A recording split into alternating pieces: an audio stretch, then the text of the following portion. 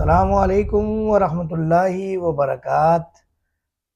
अक्सर अहबाब ये पूछ रहे होते हैं रमज़ान शरीफ में कि भाई हम ये फ्रूट चाट कैसी है खाने में। फ्रूट चाट बहुत ज़बरदस्त चीज़ है, आप ले सकते हैं।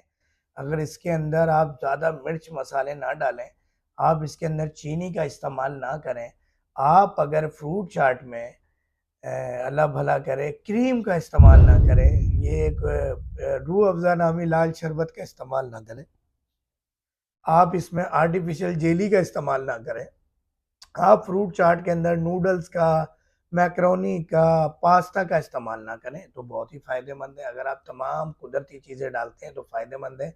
और एक शॉकिंग खबर आपको देता रहूं कि इफ्तार से ज़्यादा सहरी के अंदर फ्रूट चाट का इस्तेमाल आपके सारे दिन की एनर्जी को बरकरार रखता है। तो अस्सलामु अलैकुम वरहमतुल्लाहि वबरकातुहू। इसी तरह जुड़े रहिएगा।